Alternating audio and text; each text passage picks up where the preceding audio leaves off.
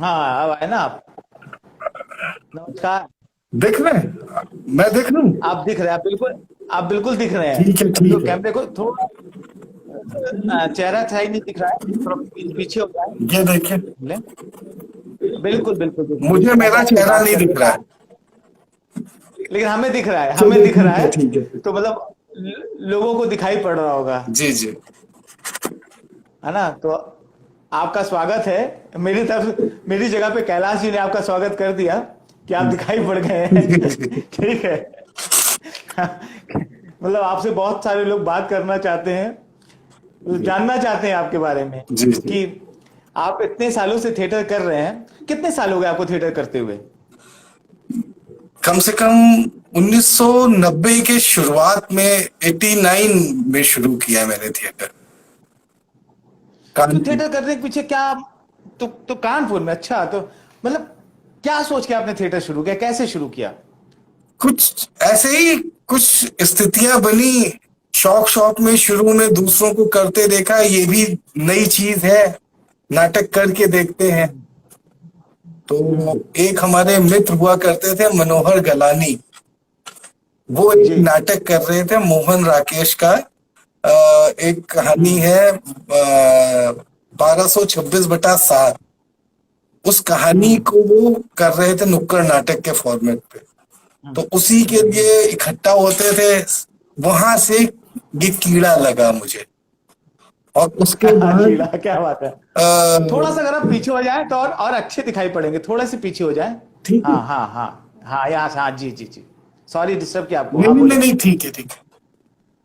हाँ तो उस जी। उस तरीके से थिएटर शुरू किया। फिर हम्म। हमारे एक मित्र हैं, ये कैलाश वाजपेयी जी जो हैं। इन्होंने संस्था हाँ इन्होंने संस्था बनाई, प्रस्ताव। हाँ। और उस संस्था के माध्यम से फिर हमने कानपुर में हम्म। थिएटर करना शुरू किया। हम्म। तो जब थिएटर कर रहे थे तो उसके पीछे क्या मकसद था? मतलब ऐसे ही ज्वाइन कर लिया था शौकिया तौर पे, या कोई मकसद था? या जैसे होता ना कि हीरो बनने का मकसद, सीरियल करने का मकसद, हाँ। हाँ, या पढ़ाई में मन नहीं लगता था, कैसे मतलब कैसे उधर की ओर आए कि पढ़ाई में मकसद मन था, नहीं लगता था इस वजह से? उस दौर पे क्या? मकसद था, हम ये समझते थे नाटक से समाज बदला जा सकता है। और अच्छा, क्या बात है। और अब हाँ। इतने सालों के अनुभव के बाद लगता है कि नहीं, वो धारणा गलत थी। अच्छा उस समय सोचते थे कि अच्छा। समाज बदला जा सकता है नाटक से। और उसी तरह का हम्म। सामाजिक सरोकारों से जुड़ा हुआ थिएटर शुरू किया। नुक्कड़ नाटक हम्म। किए। हम्म। और कुछ मिलों के गेट पे किए, टेनरियों के गेट पे किए, झुग्गी बस्तियों में हम्म। किए। तो वो एक हम्म। अलग ही दौर था हमारा। और वो 2000 नहीं, वो दौर तो, हाँ हाँ हाँ, जी उन्नीस जी सौ जी, बताएं। बानवे 93 92 तक के, 91 92 तक चला, वो 91 तक दो जी। तीन साल जम कर कह सकते हैं लाल झंडे वाला थिएटर किया। लाल झंडे वाला? नहीं, उस समय लाल झंडे वाले थिएटर की जरूरत भी थी, और वो बड़ी ईमानदारी से होता था। हाँ। तो वो उस दौर पे कानपुर का जो माहौल था, टेंडरियां टेंडरियां बंद हो रही थी, मिल्स बंद हो रही थी। तो सीपीआईएम के साथ जुड़कर उनके लिए थोड़ा बहुत नाटक वगैरह किया। और जी। तब समझते थे कि नहीं, नाटक से समाज बदला जा सकता है। फिर तो मतलब अभी आपके अभी, नहीं तो क्या अभी आपके विचार बदल गए कि समाज नहीं बदला जा सकता नाटक से? नहीं, अब इतने साल के अनुभव में लगा, समाज तो नहीं बदला जा सकता। आप इशू रख सकते हैं। उस समय सोचते थे नहीं, हम रेवोल्यूशन ले आएंगे, क्रांति आ जी जाएगी हमारे नाटक करने से। जी तो जी लेकिन जी जी वो, जी। अब वो जो दिमाग से जो है, वो चीज निकल गई कि हम्म। नहीं जी, समाज नहीं बदला जा सकता। शोषक हम्म। तब भी थे, अब भी हैं, और शोषक रहेंगे ही रहेंगे। और तो फिर हमारा नाटक करने का उद्देश्य क्या हुआ, ये बताएं। नाटक का उद्देश्य अब इतने सालों के अनुभव के बाद ये लगता है कि हम सिर्फ इशू उठाते हैं। हम्म। और वो जनता के सामने है, वो उनको किस तरीके से लेते हैं। अब वो भ्रम टूट गया कि नहीं हम रेवोल्यूशन ले आएंगे, लाल क्रांति हो जाएगी, सबको रोटी कपड़ा और मकान मिल जाएगा। तो वो जो आइडियोलॉजिकल वो रोटी कपड़ा और मकान वाला था कॉन्सेप्ट, वो धीरे धीरे दिमाग से निकल गया। कोई ऐसी बस्ती नहीं थी जिन बस्तियों में हमने कानपुर की नहीं किया, चौराहों पे किया, जहां हिंदू मुस्लिम राइट्स हो रहे थे, 91 के राइट्स हुए, हमने नाटक किया, रात भर थाने में बैठे रहे। पुलिस ने कहा आप नहीं कर जी सकती, 4 घंटे के लिए कर्फ्यू खुला, आप लोग नाटक नहीं कर सकते। हमने तब भी नाटक किया, पुलिस उठा के ले गई, थाने जी में बैठे रहे। जी जी तो वो हमने उस तरीके के थिएटर से आइडियोलॉजिकल थिएटर शुरू किया। आज भी वो गए नहीं है। आज तक मैंने कोई कॉमेडी नाटक नहीं किया, इतने साल हो गए, मैंने आज तक अच्छा कोई कॉमेडी नहीं की है।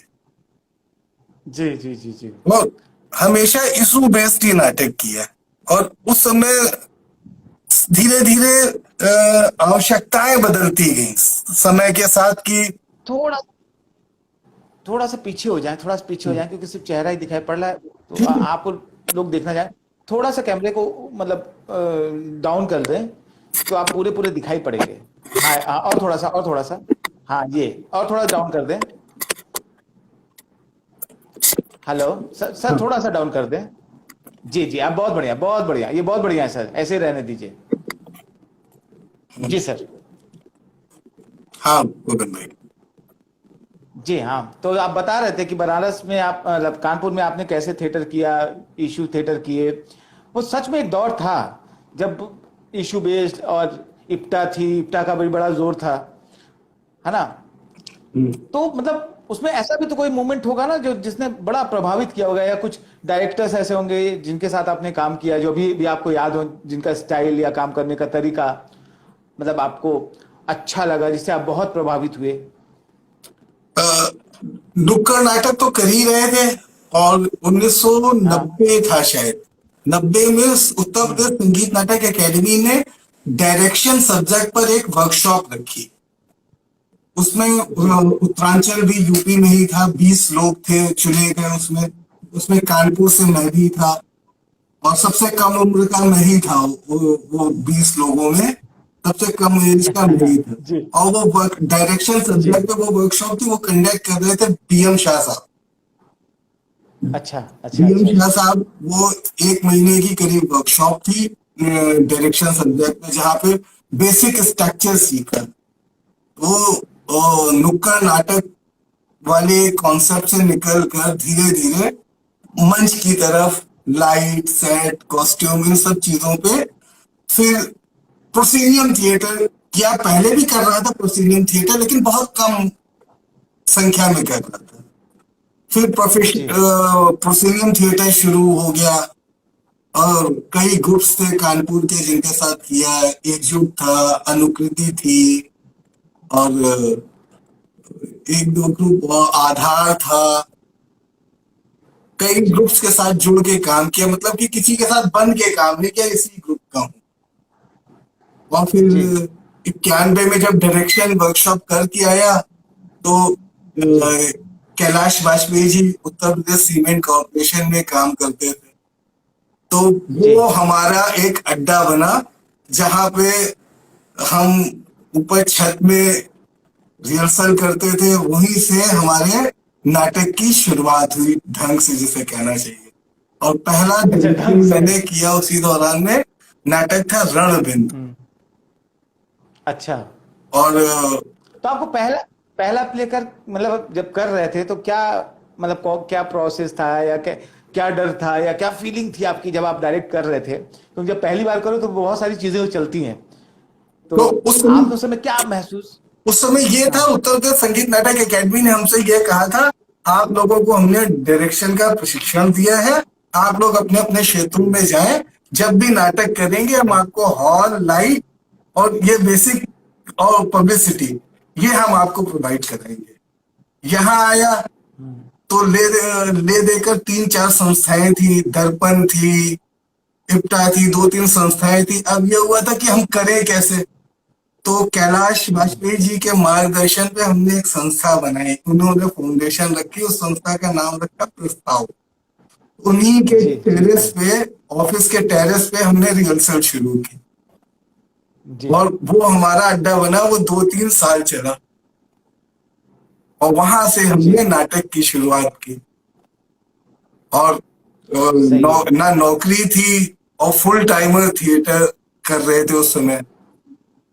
हम्म। फाइनेंशियल तो स्थितियां जैसे हर नाटक वाले के साथ होती, वो भी मेरी स्थितियां थी। उसमें भी कैलाश वाजपेयी जी ने ही मदद की मुझे फाइनेंशियली उस दौरान, कि नहीं किसी तरीके जी। से अगला थिएटर करता रहे। तो उनका बहुत कॉपरेशन रहा मेरे साथ थिएटर के दौरान। नहीं नहीं, कैलाश जी से मैं चाहूंगा कि कुछ क्वेश्चन भी पूछें, क्योंकि वो आपको बहुत अच्छे से जानते हैं कि मतलब किस तरह के दौर से आप गुजरे हैं, है ना। कैलाश जी क्योंकि हमारे साथ हैं, क्योंकि कैलाश जी चाहते हैं कि आप बोले और वो सुने हैं कि क्या क्या चीजें रही हैं। तो दिल्ली कब आना हो गया हुआ आपका? दिल्ली दिल, कैसे आए आप? दिल्ली, अब एक स्टेज के बाद 5-7 साल कानपुर के लिए हमने रेवोल्यूशन लाने वाला, कानपुर में कोई ढंग का ऑडिटोरियम नहीं था, हमने वर्कशॉप्स खूब परिचर्चाएं की, लेटर्स लिखे कि कानपुर में एक ढंग का ऑडिटोरियम होना चाहिए। डीएम, एसडीएम, सारी संस्थाओं को इकट्ठा किया शहर की, कि एक, कि नहीं जी कानपुर में एक ढंग का ऑडिटोरियम होना चाहिए। वो सारा मूवमेंट भी चलाते रहे, थिएटर भी करते रहे। और 92 तक ये लगने लगा कि आखिर है क्या। 4 साल 5 साल हो गए मुझे थिएटर करते करते, और स्थितियां वही के वही हैं। और आज जो भी हम थिएटर कर रहे हैं, उस दौरान जो पढ़ा था वही हमारे काम आज आ रहा है। और मतलब कि काम करके ग्रोथ डेवलप हुई। और उस दौरान जो 5-7 साल का जो पीरियड था, जो भी पढ़ा, नाटक, टेक्निक, नाट्य शास्त्र की किताबें, एक्टिंग फॉर्म्स, लाइटिंग, सबसे पहले लाइटिंग की एक किताब हाथ में आई जीएन दास गुप्ता वाली की।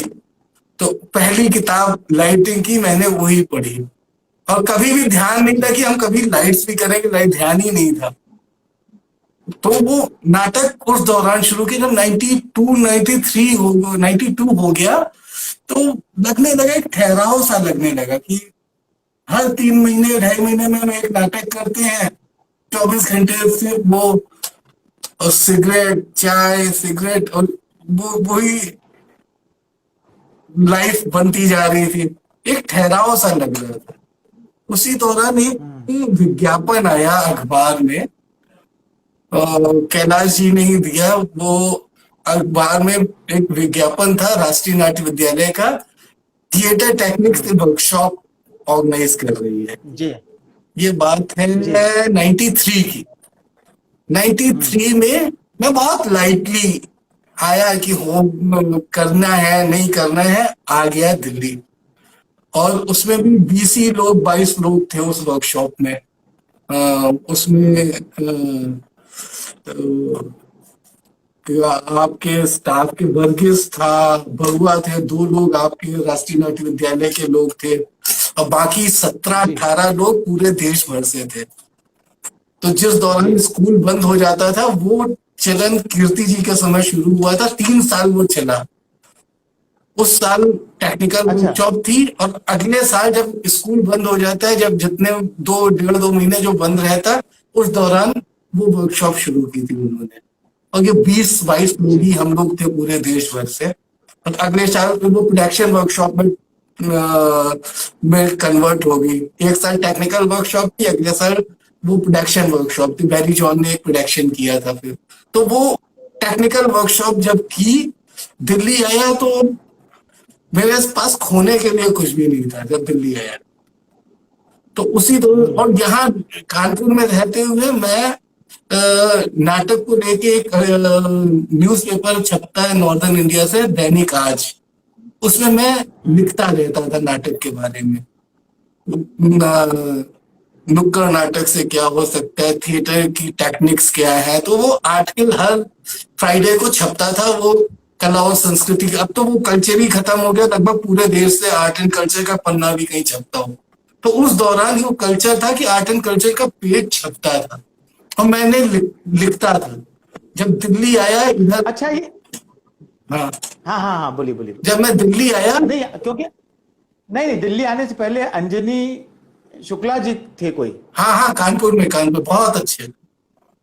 आपको वो कैसे उनको, मतलब उनको उसके अंजनी शुक्ला थे, उनका भी अड्डा वही हाँ था, कैलाश वाजपेयी जी का ऑफिस। उन्होंने अपनी जिंदगी के हाँ। 10-12 साल कैलाश भाई के ऑफिस में ही काटे। 12 बजे वो पहुंच जाते थे, 2 अड्डे हमारे बंद कैमरा, होते थे।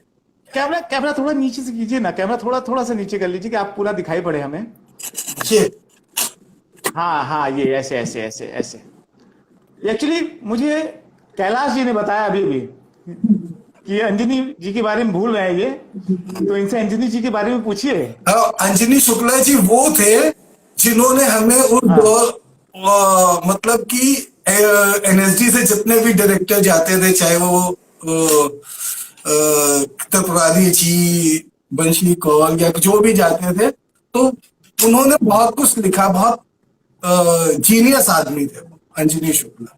हम्म और उन्हीं से को देख के कीड़ा काटा लिखने का। तो वो इतनी डिटेलिंग में रिव्यू लिखते थे कि अधिकतर अखबारों से छापते नहीं थे। अच्छा अच्छा। मतलब कि उसमें माइन्यूटली वो वॉच करते थे, डिटेलिंग होती थी उनके रिव्यू में, जिससे जो थिएटर ग्रुप्स थे वो नाराज हो जाते थे। तो अच्छा वो फुल टाइमर थे, तो वो पेमेंट्स 25 रुपए या 35 रुपए मिलते थे एक आर्टिकल के, कानपुर के अखबारों में। तो जी उस दौरान फिर मैंने कानपुर में वही लिखना शुरू किया। और उनका भी अड्डा जी। वही था, कैलाश भाई का ऑफिस। और एक दूसरा अड्डा हुआ करता था हमारे कानपुर में, नाटक का सामान यहाँ से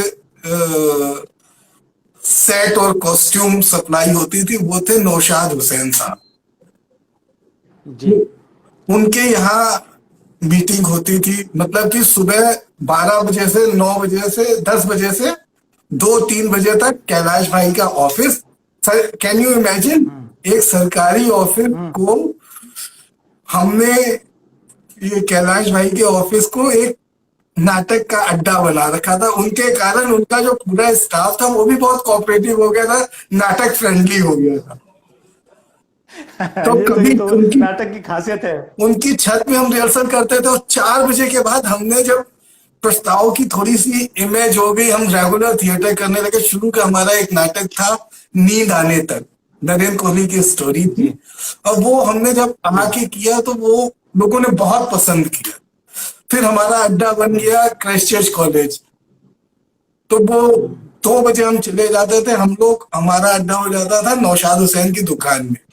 और वहां से सही है। जितने कानपुर के स्कूल्स थे, जयपुरिया और मेलबर्न, कई स्कूल थे, हैडर्ड, तो इन स्कूलों में एनुअल फंक्शंस होते हैं नाटक वगैरह कराने में, तो एक धंधा भी मिलता था हमें वहां से। आप समझ रहे हैं? तो नौशाद भाई की दुकान हमारा अड्डा हुआ करती थी। उनके माध्यम से हमने rotary club, inner wheel club, कई जो क्लब्स होते हैं बड़े बड़े पैसे वालों के, उनको भी नाटक करना होता था। तो उनके माध्यम से हमने उनके काम करते थे, थोड़ा बहुत फाइनेंशियली सपोर्ट होता था उस तरीके से। ये थी। अच्छा ये तो हाँ, बनारस में कहाँ कहाँ कैसे होता था ये तो समझ में आ रहा है, लेकिन हमेशा कहा जाता है थिएटर लोगों को खराब करता है। तो थिएटर ने आपको खराब किया या अच्छा बनाया? थिएटर शुरू में खराब क्या किया है, लेकिन हाँ ये है, आप कोई लड़का आता है तो उसको पहले हम ये कहते हैं भाई पहले कैरियर देख लो, उसके बाद थिएटर करना। नहीं लेकिन सर्वाइवल। आपके साथ जो, नहीं नहीं, लेकिन जो आपके साथ हुआ कि आपको थिएटर ने बहुत संभाला, हमें कि वो मतलब किस्मत होती, जो वो कहते नहीं है टेंथ निक्षेप का जो डायलॉग है, व्यक्तित्व केवल एक चौथाई हाँ चरित्र का निर्माण करती है, शेष पूर्ति प्रतिष्ठा द्वारा होती है। तो वो ही स्थिति थी कि हर एक को जी वो चीज नहीं मिलती, हमें लाइफ में अच्छे लोग मिलते गए। और सही समय पे सही जगह पर होना आपका ज्यादा महत्व करता है। तो वही सारी स्थितियां थी करने के दौरान, कानपुर में जब तक करते रहे। और दर्पण के महासचिव हुआ करते थे अतुल सत्यमूर्ति, जबकि हमने वो बहुत ही फेमस ग्रुप था, कभी हमने दर्पण के साथ किया नहीं, लेकिन हम लोगों की दोस्ती बहुत अच्छी थी। 7 बजे के बाद दर्पण का नाटक नहीं भी होता था तो हम उनकी रिहर्सल में जाके देखते रहते थे। जैसे रवि शर्मा ने एक नाटक किया था, डेथ हो गई उनकी, नाग मंडल। उस दौरान मैं उस प्रोडक्शन से नहीं जुड़ा था, फिर भी बबलू ने कहा नहीं हमारे साथ चलो दर्पण का। शायद 25 या 25वां साल था, लखनऊ में फेस्टिवल था दर्पण का। जी वो मैं दर्पण की टीम में नहीं था, उसके बावजूद वो मुझे अपने साथ लेके, मैं बहुत अच्छे दोस्त है। लास्ट ईयर उनकी भी डेथ हो गई। जी और दर्पण का माहौल के कारण शहर का नाटक का जो माहौल था वो बहुत ही अच्छा माहौल था। जी। नहीं मतलब क्योंकि नौटियाल जी ने आपसे क्वेश्चन किया है कि थिएटर ने इनको कितना बचा के रखा था, कि हमेशा कहा जाता है कि थिएटर में आके बच्चा खराब हो जाता है, तो नौटियाल जी का कहना था थिएटर ने इन्हें बहुत बचाया, एक दिशा दी। और उस दौरान हाँ हाँ ये तो होता ही है। जैसे ग्रुप होता था, सिगरेट और दूसरी चीजें की आदत लगी जाती है। तो कानपुर में हमारे जो दोस्त थे वो भी वही थे। हाँ शाम को हाँ रिहर्सल खत्म होती थी, उसके बाद 2 घंटे तो हमारे डिस्कशन में और सिगरेट और जो दूसरे सोमरस टाइप की चीजें होती है, तो वो माहौल था। उस माहौल से भी निकलना भी बहुत जरूरी हो गया था, क्योंकि 4 साल हो रहे थे तो उस माहौल से निकले। सिगरेट सिगरेट तो चलती नहीं, सिगरेट तो दिल्ली आने के बाद भी 8-10 साल हमने पी। अब 8-9-10 साल हो रहे हैं, 8-9 साल सिगरेट को हाथ नहीं लगाया। लेकिन सोचा, कभी सोचा नहीं था कि सिगरेट भी कभी छूट पाएगी, लेकिन छूट गई।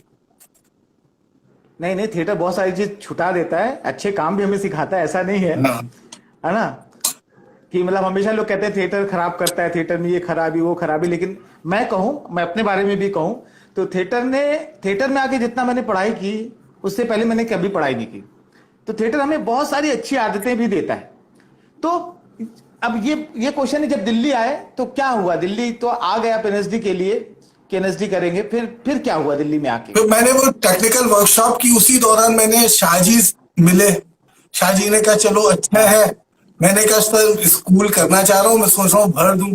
कह रहा पागल है क्या, 3 साल बर्बाद करेगा? जो हमने तुम्हें वहां पढ़ाया वो 3rd ईयर का कोर्स था, यहाँ किया ये तुम 2nd ईयर का कर रहे हो। तुम्हें कॉम्पैक्ट में वो तुम्हें वो कुंजी मिल गई है, तुम्हें पूरी किताबें नहीं पढ़नी, कोर्स नहीं पढ़ना, तुमको शॉर्ट टर्म कोर्स कर लिया काहे को। या कह रहे तू करेगा क्या दिल्ली में आके? मैंने कहा सर अब कानपुर वापस जाएंगे नहीं, रहेंगे तो अब हम दिल्ली में ही। वो एक नाटक कर रहे थे शाहजी, बेगम आबिदा अहमद का गालिब पर बेस्ड था। उसकी वो रिहर्सल करते थे ऐवाने गालिब में। तो वही स्कूल से हम लोग जा रहे थे, उन्होंने कहा लाइट्स तू करेगा। और वो कानपुर में उस दौरान लाइट का कीड़ा काट गया मुझे। अच्छा, लाइट लाइट में कैसे जुड़ गए, कहां से आपको वो कीड़ा काट गया तो जिसके बारे में आप बता रहे हैं? उसका एक बहुत बड़ा इंसिडेंट है, और दिन भी अभी तक याद है। 6 दिसंबर 1992 को पहला ओ बाबा नाटक जी। था जिसकी हमने लाइट्स की थी। उसका किस्सा यह अच्छा। था कि 6 दिसंबर को वो बाबरी मस्जिद वाला एपिसोड हुआ। कानपुर में जो लाइट्स करते थे, हमारे नाटकों की लाइट्स करते थे, वो थे पीर गुलाम सिंह। उन्हें उत्तर प्रदेश संगीत नाटक एकेडमी अवार्ड मिला है। तो पीर जी जी, गुलाम मैं सिंह जानता को हूँ। इक्विपमेंट भेजना था हमारे साथ, और आदमी भेजना था लाइट इंस्टॉल करने के लिए। तो उन्होंने जब तक हम रिहर्सल करते रहे और नाटक हम कर रहे थे, जाति पूछो साधु की, तो कहाँ हो फकीर चंद, तो कहाँ हो था, वो नाटक जी कर रहे थे। तो वो उन्होंने मना कर दिया कि हम इक्विपमेंट नहीं दे पाएंगे। जी जब उन्होंने मना कर दिया कि अब, और हमारी जो बात हुई थी वो इटावा प्रदर्शनी में हम नाटक कर रहे थे। मतलब कि हम एमेचर से प्रोफेशनल थिएटर की तरफ आ रहे थे। हमने कानपुर में प्रोफेशनल थिएटर शुरू कर दिया था। नेशनल हैंडलूम एक्सपो में भी हम नाटक करते थे, वहां से भी पैसा मिलता था। इटावा प्रदर्शनी में भी 2-3 बार हम लोगों ने नाटक किए। तो इटावा प्रदर्शनी से ये कमिटमेंट था कि लाइट का इक्विपमेंट यहाँ पे अवेलेबल नहीं है, साउंड हम प्रोवाइड करा देंगे, लाइट्स आप कानपुर से ही लेके आइएगा। तो वो पीर गुलाम ने हमें मना कर दिया, हम लाइट्स नहीं देंगे, दंगे का माहौल है, बाई चांस दंगा हो सकता है, मेरा इक्विपमेंट लूट जाएगा। उन्होंने मना कर दिया। तो फिर 5 तारीख की रात को हमने डिसाइड किया, हमने कभी उस आदमी के साथ काम नहीं किया था, सुरेंद्र इलेक्ट्रिकल्स करके। तो उनसे कहा कि भाई हमारा इटावा में नाटक है, उन्होंने कहा ठीक है हम इक्विपमेंट भेज देंगे। उन्होंने एक आदमी भेज दिया अपने साथ और वो हमारे साथ गया। वो पहला नाटक था। तो हमको ये ऑटो ट्रांसफार्मर डिमर का दौर था, 4 किलोवाट और 2 किलोवाट के डिमर और 6 जी डिमर। जी जी। और वो टेक्निक सीखने में मुझे बहुत दिमाग वो नाटक तो हमने FOH में ही निपटा दिया, 4 डिमर में ही, ठीक है। राइट लेफ्ट ठीक है। सेंटर। वो उसी ने बता दिया कि ऐसे लाइट, बेसिक तो मालूम नहीं था कि डिवीजन कैसे करना है लाइट्स का, ऑपरेशन और इंस्टॉलेशन, ये सारी चीजें, बिजली वाला काम उसके पहले नहीं किया था। तो इटावा में वो पहला नाटक किया हमने। तो उसके बाद वो टेक्निक बहुत अच्छी थी कि एक डिमर 4 स्विच के साथ अटैच है। अब आपको ये लाइट डिजाइन करने से पहले प्लान करना पड़ता था, 3 नंबर डिमर पे दूसरे स्विच पे हमने कौन सा स्पॉट डाला है, तीसरे स्विच पे कौन सा स्पॉट डाला है, राइट डाउन डाला है, लेफ्ट डाउन डाला है। तो वो कहीं जोन के साथ वो कहीं पता चला कि उसी डिमर में तो नहीं है। तो वो जो आज जितनी आसानी है, हमें 48 चैनल का पैनल मिल जाता है, 110 चैनल तक हम पेज बना सकते, लेकिन उस समय वो क्रिएशन एक अजीब सा दिमाग लगाना पड़ता था कि ये 6 डिमर है, 6 डिमर में 6 चौक 4 एक डिमर को 4 स्विचों में डिवाइड कर रखा है। मतलब वो जो पैचिंग बोर्ड होता था पैचिंग वो स्विच में डिवाइड होते हैं, स्विच पैचिंग बोर्ड सामने स्विच में डिवाइड होता है। हाँ, तो जो हम पैच पैनल की जगह हमारे सामने स्विच बोर्ड है, उस स्विच बोर्ड में हमने लाइट्स पैच कर रखी, स्विच ऑन करना है और फिर यहां से आपको ट्रांसफार्मर से आपको तो वो एक इंटेलिजेंसी थी वो, मतलब कि जो लोग करते थे उस दौर में, जिन्होंने किया है ऑटो ट्रांसफार्मर, और वो 2 हाथ हैं, आपको उन्हीं 2 हाथों को यूज करना है। और तो हाँ, कि मतलब बराबर बराबर अनुपात पे उसको बंद करना बहुत कठिन होता था। बहुत एकदम से यहाँ तो मास्टर फेड कर दिया, प्रीसेट पे चले गए, प्रोग्रामिंग कर ली, अब तो बहुत आसानी होगी। लेकिन वो दौर एक अजीब तरह प्लान करके चलना पड़ता था। यहाँ फेड आउट है, अच्छा ये स्पोर्ट निकालो धीरे से, अब ये दो ही टिमर रखने हैं अपने पास फेड आउट के लिए। तो वो दौर ही अलग था और उसकी भी कहानी थी, वहां से शुरू हुई लाइटिंग का कीड़ा काटा। नहीं, मैं एक चीज जरूर जानना चाहूंगा कि पीर गुलाम साहब का नाम मैंने भी बहुत सुना है, उनकी खासियत क्या थी? मतलब जब लाइट करते थे, क्योंकि आपने तो काम किया, तो उनकी क्या खासियत थी? क्योंकि वो बड़े फेमस थे अपने समय में वो, क्योंकि लखनऊ में हाँ हाँ, बिसारिया साहब की लाइट करने के लिए पीर साहब आते थे अभी लखनऊ, हाँ और बहुत बहुत जगह जाते रेगुलर थे। काम किया। इवन अभी भी बिसारिया साहब के प्लेस की लाइट वही करते। तो हाँ, उनकी तो उनकी खासियत ये थी, हमारा जो पहला नाटक था रणबिंद, जब हम संगीत नाटक एकेडमी से डायरेक्टर्स वर्कशॉप करके आए, तो हाँ, वो बाकायदा आते थे, 3-4 दिन बाकायदा उन्होंने रिहर्सल देखी। तो एक बेसिक कॉन्सेप्ट जो उनका था, जो नॉर्मल कानपुर में जो लोग नाटक करते हैं, नॉर्मल FOH खोल दिया, कलर्स को लेके उनका, और स्पॉट बहुत कम लोग यूज करते थे, जी, नॉर्मल। मतलब कलर्स को लेकर उनका ज्यादा। हाँ, तो वो और सबसे बड़ी चीज है, एक अनुभव था उनका और एक प्रेजेंस ऑफ माइंड जो था उनका, वो बहुत अच्छा, वो उनसे सीखा। बाद में एक नाटक हम कर रहे थे, उसमें कमर्शियल प्ले था, जूनियर महमूद और 2-3 फिल्मी एक्टर्स थे। इक्विपमेंट उनका था, लाइट डिजाइन मैं कर रहा था। अब पूरा प्ले बहुत अच्छा माउंट किया। अब वो मुझसे कहे, वो उनका वो स्टाइल नॉर्मल था कि सीधा FOH खुल जाए और चलता रहे, की लाइट और वो फ्रेड और वो बेसिक जो उनका कॉन्सेप्ट था कि बैलेंस करके निकालना। और उन्हीं से एक चीज सीखी मैंने जो आज तक काम आ रही है, कि हमेशा आपको स्टैंड बाय एक चीज रखनी चाहिए।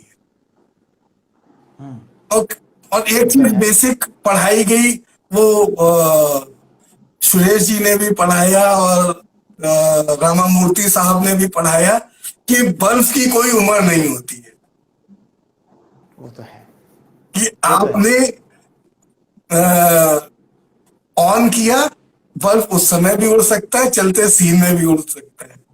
तो इसलिए आप जी जी। स्टैंड बाई, आपके पास एक लाइट होनी चाहिए उस जोन के लिए, चाहे वो जोन हो या कम से come first thing is visibility, visibility तो होनी चाहिए।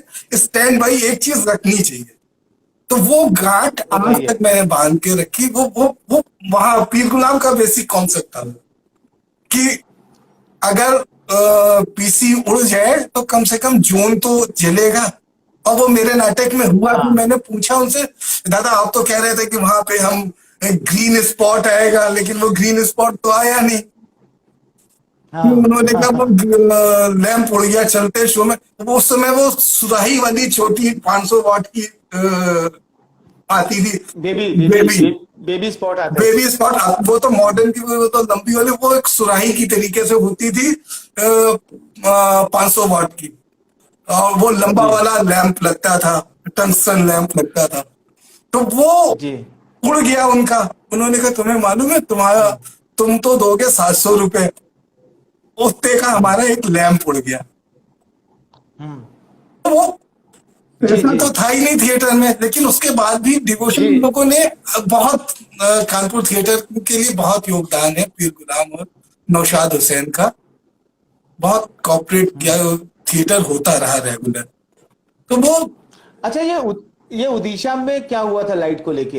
हरविंदर जी कुछ बोल रही हैं उड़ीसा में, कि उड़ीसा में भी, उड़ीसा उड़ीसा हाँ हाँ, उड़ीसा कोई फेस्टिवल है? उड़ीसा में हाँ। पारादीप एक फेस्टिवल था। वो हरविंदर जी का प्ले था, नाल हम्म मेरे कोई चले, मोनोलॉग।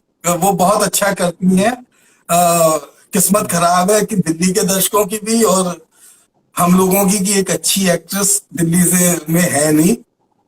तो मतलब कि ये बात तो है। मैं लाइट्स करता था, मानोगे नहीं गोविंद, एक वो मंत्र मुग्ध नहीं हो जाता एक कंट्रोल रूम में बैठ के आदमी, मैं मंत्र मुग्ध हो जाता, मैं सिर्फ हम्म देखता रहता था कि ये क्या परफॉर्म कर रही है। हम्म मतलब कि हेड्स ऑफ, मतलब कि कमाल की परफॉर्मर। और हम्म जब दिल्ली में हमने नाटक किया, हम बहुत लैविश प्रोडक्शन पे बिलीव करते थे कि हैवी सेट हो, हम्म। लाइट्स हो। और वो हरविंदर जी को देखा, हम दो एक बैग लेके गए, क्या एक चटाई, दो बक्से, और हम 1.5-2 घंटे का पूरा नाटक करके, अब हमने लगभग पूरा पंजाब घूमा, उड़ीसा उस प्रोडक्शन को लेके गए। तो वहां से मैंने कहा अगर टूरिंग प्रोडक्शन करना है तो वो हरविंदर जी से सीखा मैंने, कि कम चीजें लेके चलो, उससे ज्यादा क्या चीज क्रिएट कर सकते हो। वो बहुत और वहां पे जो पारादीप वाला एपिसोड है, पारादीप में अब मैं बिजी हो गया था यहाँ। एक दिन में हम दो दो नाटक कर रहे थे। मतलब कि अच्छा। म्यूजिक के लिए सैंडी और हरविंदर जी बाई ट्रेन पहुंच गए थे, मैं फ्लाइट से पहुंचा था हम्म कटक। ये लोग कटक पे उतर के इंतजार कर रहे थे, मैं फ्लाइट से मैं चंडीगढ़ में अजीज कुरैशी का नाटक खत्म किया, अजीज कुरैशी का नाटक खत्म करके दिल्ली आए चंडीगढ़ से, दिल्ली से फ्लाइट पकड़ी, मैं कटक, कटक में पहुंचा, ये लोग मिले, इनके साथ वहां गया, जहां गया वो आपने भी किया होगा, उस ऑडिटोरियम में वो पारादीप फेस्टिवल करते हैं। पारादीप में एक नहीं नहीं, बहुत मैं वहां, अ, नहीं नहीं, मैं वहां नहीं गया हूँ। तो वो अब तो बहुत अच्छा ऑडिटोरियम हो गया, उस समय वो हाँ जी। बाहर से कहीं से बुला के लाते थे ऑटो ट्रांसफार्मर। और दूसरा वहां भी वही प्रॉब्लम हुई, वहां मैंने बल्लियों में चढ़ के फिर लाइट्स बांधी। हरमिंदर जी से पूछिए उनको, कह रही यहाँ कैसे होगा। मैंने कहा टेंशन मत लो, आप रिलैक्स बैठो, आप नाटक पे कंसंट्रेट करो। वो हाँ, वो वो वही बोल रही है कि मतलब क्या इम्प्रोवाइज किया था। वो मतलब कि यहाँ जो दिल्ली में जो दूसरी जगह नाटक कर रहे थे तो, और एक चीज ये आपने भी महसूस किया होगा कि लाइट्स करते हैं हम, डिजाइन किसी ऑडी के लिए कुछ करते हैं, और कई स्थितियां ऐसी होती है जहां पे जाके हमको पूरा डिजाइन ही चेंज करना पड़ता है। और वो जी चीज जी हमें सिखाई सॉन्ग एंड ड्रामा डिवीजन में आके कि इम्प्रोवाइज चीजें कैसे करनी चाहिए। तो वो जी जो दौर था पारादीप में, तो कुछ था नहीं, फिर मैंने उनसे बांस मंगवाए, पूरा पहाड़ बंधवाया, स्पॉट मतलब कि जितना, मतलब कि हम सुबह पहुंचे हैं, एक दिन पहले मॉर्निंग में हम पहुंचे हैं, अगले दिन शो था। रात को सुबह 6 बजे 7 बजे हम पहुंच गए थे। 3 घंटे के अंदर मैंने उनको बताया ये चाहिए, और जो भी अवेलेबिलिटी थी वहां पर उसके हिसाब से हमने इम्प्रोवाइज की चीजें। और वहां वही काम आया, कानपुर वाला काम, स्विच बोर्ड। जी मैंने कहा कुछ नहीं, 2 स्विच बोर्ड मंगा दो। फिर कह रहे इतने ही डिमांड मिल पाएंगे। मैंने कहा कोई बात नहीं, आप 4 बिजली का जो स्विच होता है वो 4 स्विचों वाले 2 बोर्ड मंगा दो। 2 बोर्ड मंगवाए, और 4 डिमर से 3 एक डिमर में 4 4 लाइट्स हो गई। तो मतलब बहुत अच्छा प्ले हो गया वो। फिर बाद में अप्रिशिएट भी किया, लोगों को पसंद भी है। प्ले ऐसा था, लाइट तो एक थ्रिल करती थी उस प्रोडक्शन को, और बहुत खूबसूरत प्रोडक्शन था वो। अच्छा एक बात, आप प्ले डायरेक्ट भी करते हैं और लाइट भी करते हैं, तो जब आप डायरेक्ट करते हैं तो लाइट को कैसे सोचते हैं उसमें, मतलब डायरेक्शन करते हुए आप लाइट को कैसे सोच रहे होते हैं, मतलब लाइट किस तरह से इंटरफेयर करती है तो आपके डायरेक्शन में। मैं ये सोचता हूँ, जब मैंने जब अपना प्ले करता हूँ, मुझसे लोग कहते हैं कि नाटक नहीं करना चाहिए, आपको अपने अपने प्ले की लाइट्स नहीं करनी चाहिए। ये क्यों क्यों। मुझसे कहा लोगों ने कि, वो हाँ उसका एक कारण भी है, मैंने भी महसूस सर किया। थोड़ा सा नीचे, थोड़ा नीचे कर दीजिए मतलब कैमरे को, क्योंकि आप कट रहे हैं। हाँ हाँ बस यहीं पे फिक्स कर दीजिए, यहीं फिक्स कर दीजिए। क्योंकि उस जी दौरान जब नाटक करते हैं, जब एज ए डायरेक्टर जब अपना प्ले करते हैं, तो कई चीजें होती हैं वो दिमाग में चलने लगती है। अच्छा इस एक्टर ने ये गलती कर दी, देखो प्रॉप्स छोड़ कर अच्छा आ गया। तो वो जो टेक्निकली चीज होती है अच्छा ना दिमाग में, तो ये मुझसे हाँ जेपी भाई ने भी कहा, कई लोगों ने कहा तुम अपने प्ले की लाइट मत किया, तो दूसरे की प्ले की लाइट अच्छी करते हो। और उसके विपरीत अमित सक्सेना कहते हैं मैं अपने प्ले की लाइट अच्छा करता हूँ, दूसरे के प्ले की लाइट अच्छी नहीं करता हूँ। अमित ये सक्सेना समय ये समय की कहते बात है। हैं, और दूसरे लोग हाँ कहते हैं कि आप अपने प्ले की लाइट मत किया करो। और वो जो नहीं सबसे ज्यादा वो सुनते हैं सैंडी। सैंडी का कहना होता है, क्योंकि मेरे जितने भी नाटक दिल्ली आके फिर जब हमने नाटक शुरू किया, तो वो हरविंदर जी के ही साथ नाटक कर रहे थे, म्यूजिक सैंडी कर रहा था, लाइट्स में कर रहा था। वहां से जो एक होता है, एक टीम बन जाती है। सैंडी के साथ वो एक टीम सी बन गई है। और जी मैं सैंडी नहीं होता है तो कंट्रोल रूम में तो एक लगता है कि यार, तो वो म्यूजिक को लेके मजा आता है। सैंडी और एक एक टीम कोऑर्डिनेशन सा बन गया। वो भी टोकता है कि मत करो तुम, अपने प्ले की लाइट मत किया करो, गोविंद से करा लो, उससे करवा हाँ लो। नहीं नहीं नहीं नहीं नहीं, मैंने ये क्वेश्चन इसीलिए पूछा क्योंकि कभी कभी होता है कि हम लाइट्स के थ्रू डायरेक्शन सोचते हैं, और कभी कभी होता है कि हमारे अंदर डायरेक्टर ज्यादा हावी होता है, जैसे आपके पास हाँ, आपका डायरेक्टर ज्यादा होता है कि आपको डायरेक्शन में ज्यादा इंटरेस्ट आता है जब आप डायरेक्ट कर रहे होते हैं, तो लाइट उतनी आपके ऊपर हावी नहीं होती, आपका प्ले आपके ऊपर हावी होता है। हाँ, तो जो मेरा उस मेरा समय जो लाइट वाइफ। मेरा जो कॉन्सेप्ट जी रहता जी जी है, जी जी जिस समय अपना प्ले करते हैं तो जी उस समय हमारा पूरा कंसंट्रेशन होता है स्क्रिप्ट पे। लाइट्स हमारे लिए हाँ 20% होता है। जी।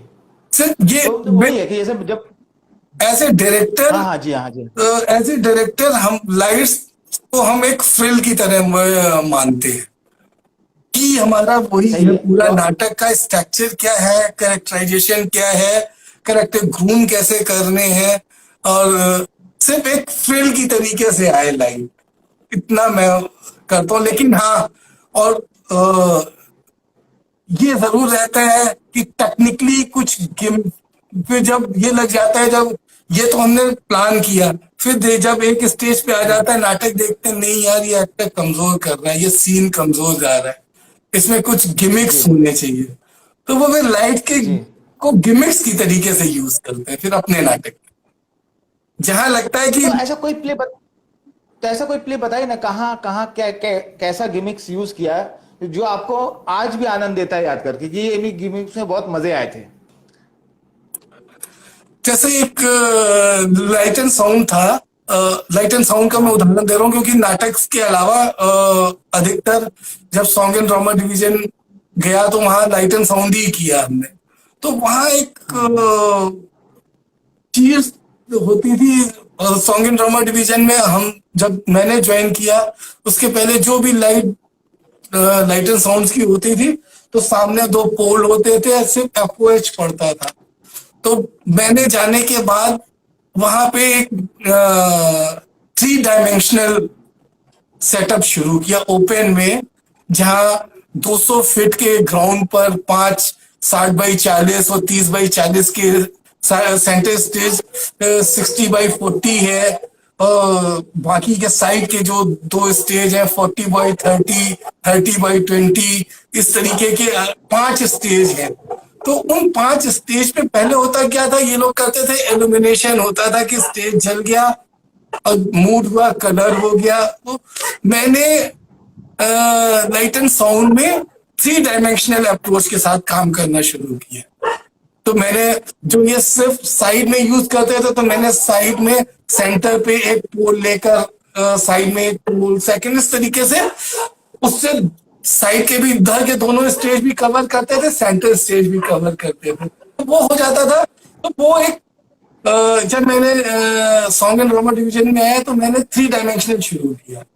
और फिर एक चीज जी है, और हम आजादी के वो फ्रीडम स्ट्रगल पे ही करते थे, और जी मैंने पीसी से 60 बाई 30 के स्क्रीन पे पहली बार एकदम से एक आइडिया आया कि नहीं इफेक्ट कुछ क्रिएट करते हैं, तो मैंने ट्राई कलर बनाया।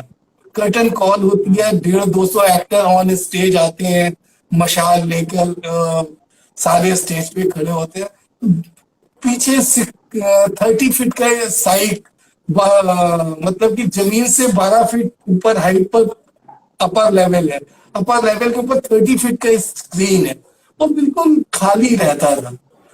तो हम इफेक्ट के लिए वाटर रोलर कर लेते थे, स्टिल वाटर रोलर का मोटर काट दिया, स्टिल क्लाउड बना दिया, तो दूसरे तरीके की चीज करते।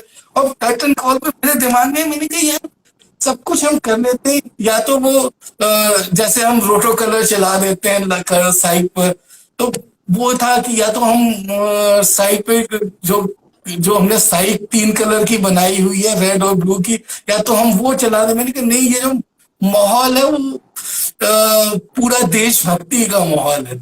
तो वहां मैंने फिर 4 पीसी से ट्राई कलर बनाया, और वो जी। इफेक्ट मैंने, हमारा डायरेक्टर थे प्रेम मटियानी, उनको भी नहीं बताया कि हम क्या बताइए। कर रहे हैं। तो वो शो रात को जब सब चले गए और सिगरेट पीते ही थे उस दौरान, ये बात है, मेरा पहला लाइट एंड साउंड था, वो जगह थी जूनागढ़। जी जूनागढ़ में रिलायंस ने ही ऑर्गेनाइज किया था वो, और 26 जनवरी को शो था। तो वो जी। शो प्रेम मटियानी मेरे ऊपर वो उसकी जिम्मेदारी थी, पहला लाइट एंड साउंड जो सॉन्ग एंड ड्रामा डिवीजन में मैंने इंडिपेंडेंट होकर किया। और प्रेम मटियानी, आपको आपको ऐसा नहीं लगता कि आप लोग जिस दौर में काम करते थे, जिस दौर में आपने किया, कितनी क्रिएटिविटी होती थी, मतलब एक खोज होती थी? क्या आज उस तरह की खोज होती है लाइट में? उस तरह की खोज है जैसे पहले करते थे, जूझते थे कि मतलब हमने एक मिरर बनाया, उसके अंदर ट्रेन दौड़ाई, ये सारी चीजें जो आप बता रहे हैं, आज क्या वैसी खोज होती है? ना ना बिल्कुल नहीं, मैं बता रहा हूँ ना कि ऑटो ट्रांसफार्मर दिल्ली में आपने भी किया होगा, एसआरसी में भी स्लाइडर डिमर हुआ करते थे। तो वो ऑटो ट्रांसफार्मर स्लाइडर डिमर के बाद जब हम इंटर कर रहे थे, जो दौर था 2000 2002 का क्यू पैक आया, 088 आया। तो वो जब हम DMX 512 की तरफ जब ट्रांसफर होना शुरू हुए, ऑटो ट्रांसफार्मर और स्लाइडर डिमर से, और हम लाइट एंड साउंड में 70 डिमर यूज करते थे। ऑटो ट्रांसफार्मर, एक आदमी के पास 12 डिमर होते थे, 5 स्टेज होते थे, एक आदमी के पास 12 डिमर, 4 किलोवाट के अलग डिमर, 8 किलोवाट के अलग डिमर। तो वो दौर ही कुछ और था। अब हमारे पास पैनल है, एक आदमी ऑपरेट करता है, एक को हमने इंटेलिजेंट लाइट्स पे। अब वो खोज नहीं है। अब वो जैसे हम वही महल बनाने हैं तो हम शीशा ला के प्रोजेक्टर पर यूज करते थे। प्रोजेक्टर पे गर्दन काटी, ब्लड का ड्रॉप आया, साइड पे खून फैल के गिरा जाके। एक इफेक्ट था जिसमें वो पन्ना, वो गर्दन काटता है, पन्ना धाय की स्टोरी है जो, वो आता है रतन सिंह, उसकी बच्चे की गर्दन काट देता है पन्ना के बेटे की। तो वो जो तलवार मारता है, और वो एक टाइमिंग, वो क्रिएशन। अब वो हो गया है जो हम लाइट करते हैं, वो हो गया डिस्को लाइट।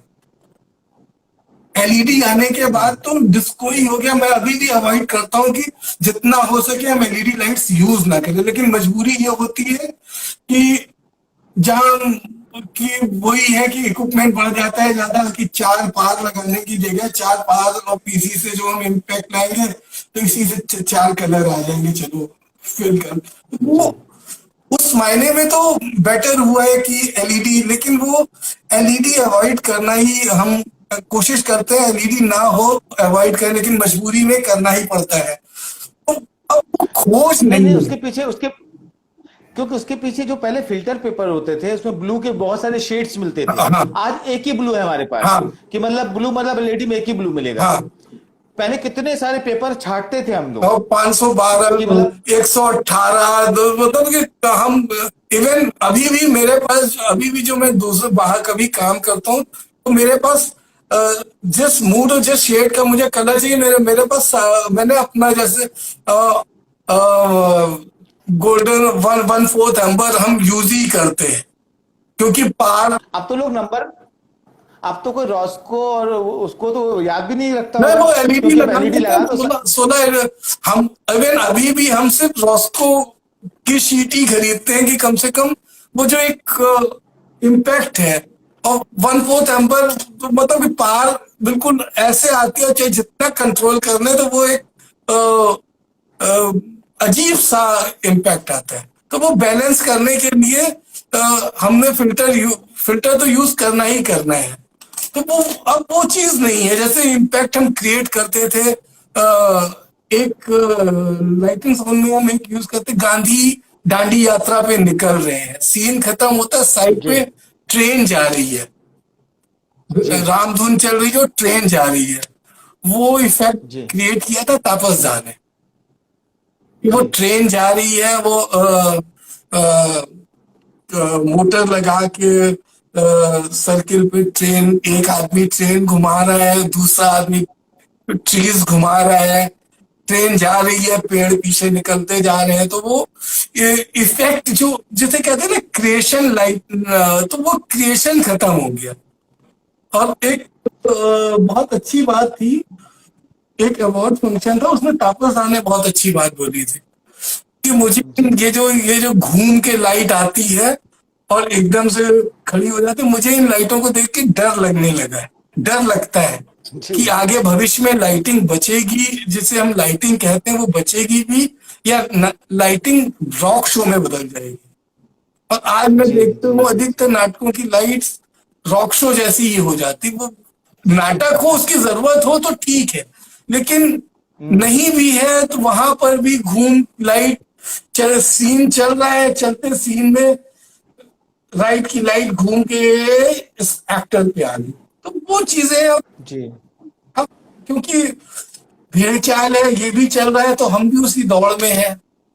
लेकिन हम जी अपने जी प्ले जी को जब हम डिजाइन करते हैं तो पहली चीज होती है, और इधर पिछले सालों में हमको नाटक मैंने जो भी नाटक किया है, अधिकतर लिखा हुआ नाटक नहीं किया। मैंने कहानी और उपन्यासों को खुद ड्रामेटाइज करके या उसी फॉर्मेट में, कहानी के रंगमंच के फॉर्मेट में उसे करने, क्योंकि मुझे एक समय पे लगने लगा कि यार वही गिने चुने आषाढ़ का एक दिन, अंधा युग, वही सारी रात, बल्लभपुर की रूप कथा, ज्यादा आगे चले गए कॉकेशियन चौक सर्किल, आधे अधूरे, इनसे बाहर हम आ ही नहीं रहे। तो वो नए तथ्य की तलाश में फिर हमने अपने लिखने की तरफ की, कहानियों के नाट रूपांतरण किए या अपना लिखा हुआ नाटक किया। तो उस तरीके से मैंने करना शुरू किया। जब उस तरीके से करना शुरू किया तो फिर मेरा पूरा ध्यान फिर वो हो गया। फिर वहां पे लड़ाई होती है कि हमने राइटर ने जो कहानी लिखी है या उपन्यास लिखा है, एज ए डायरेक्टर मैं पूरा उसको ला रहा हूँ।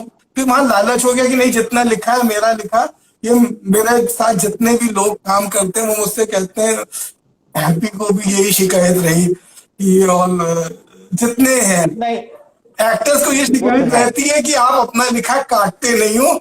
और फिर जब पहला शो हो जाता है, जब आप देख लेते हो ये चीज एडिट की जा सकती है, पहले शो के बाद आप एडिटिंग शुरू करते हो। पहले शो तक जो आप स्क्रिप्ट फाइनल बना के रखते हो, आप वही परफॉर्म करते हो।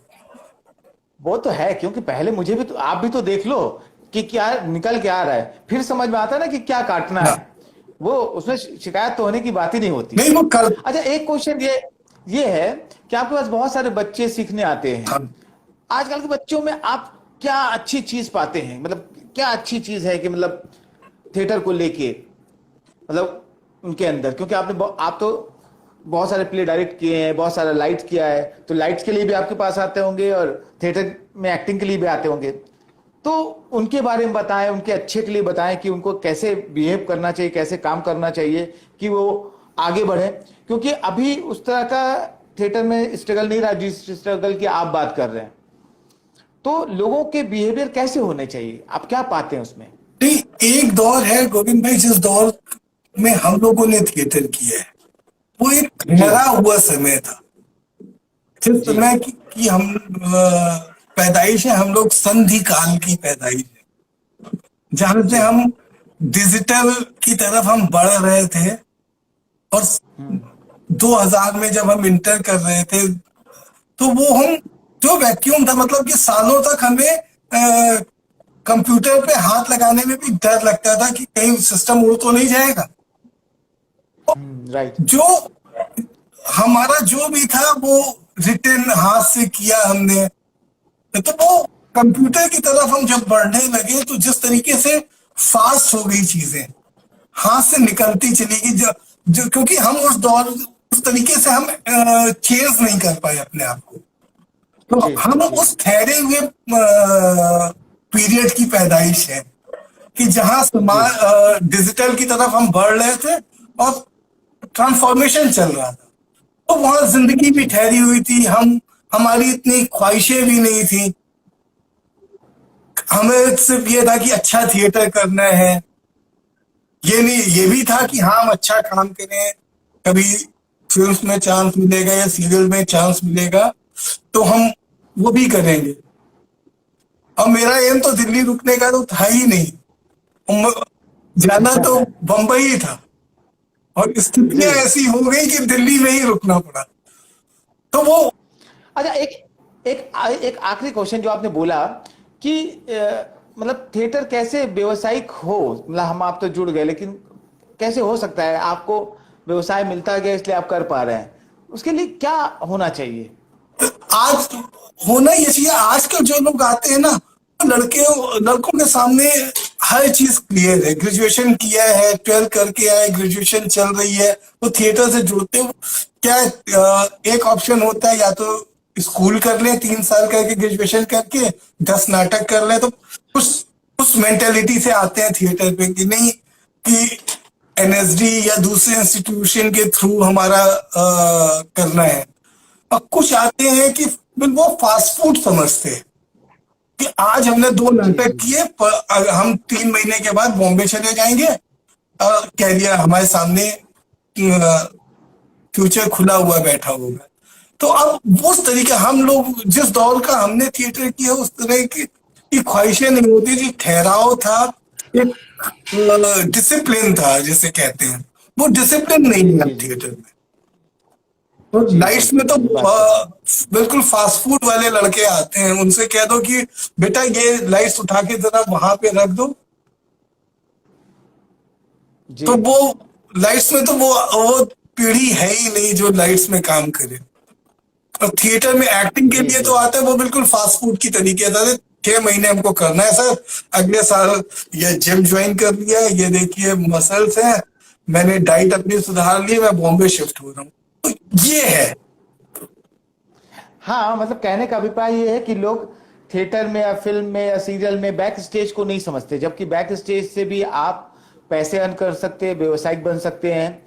उसमें बहुत सारी जगह है जो खाली पड़ी हुई है। हर किसी को एक्टर ही बनना है, मतलब हम आप भी हैं, हम भी, हमारे भी, हम दोनों के हम भी सपने एक्टिंग थे कि हम लोग शुरू एक्टर थिएटर बने, किया था, एज एन एक्टर ही किया था। एक्टिंग से। वही, लेकिन हम अगर जी पा रहे हैं थिएटर में, तो वो बैक स्टेज है कि लाइट करके, डायरेक्शन करके, कॉस्ट्यूम करके, क्योंकि वो जगह में कोई है ही नहीं, क्योंकि जो आता है एक्टर बनना चाहता है। तो हम, हमारा मकसद भी यही है कि हम बैक स्टेज के लोगों से बात करें, कि बैक स्टेज की चीजें लोगों को समझ में आए, कि लाइट का मतलब क्या है, सेट का मतलब क्या है, कॉस्ट्यूम का मतलब क्या है। और नाटक में या किसी विधा में सिर्फ एक्टिंग ही महत्वपूर्ण नहीं है भाई, डांस भी जरूरी है, आपको एक कोरियोग्राफर भी हो सकते हैं, है ना। तो इसीलिए हमने ये टॉक आपके साथ रखी कि मतलब लोगों को बैक स्टेज के बारे में, कानपुर के बारे में, आपके बारे में, क्योंकि आपने एक लंबा समय दिया है थिएटर को, है ना। अभी बहुत सारी बातें रह जाती हैं आपसे करनी। हम फिर किसी समय आपके साथ जरूर इसी तरह एक चर्चा रखते हैं कि और आपसे बात करें और हमें पता चले थिएटर के बारे में, क्योंकि एक लंबा अंतराल है थिएटर का आपके साथ, है ना। तो आज के लिए बहुत बहुत धन्यवाद दीक्षित जी, धन्यवाद गोविंद है भाई। ना। है ना, थोड़ी असुविधाएं रही लिंक करने में, दर्शकों से भी सॉरी। अगली बार अच्छे से मिलेंगे दीक्षित जी से, और सारी बातें करेंगे, लंबी बातें करेंगे, है ना। तो विदा लेते हैं सर, शुभ रात्रि, शुभ रात्रि। फिर मिलते हैं, शुभ रात्रि नमस्कार गोविंद सर। भाई। Thank you.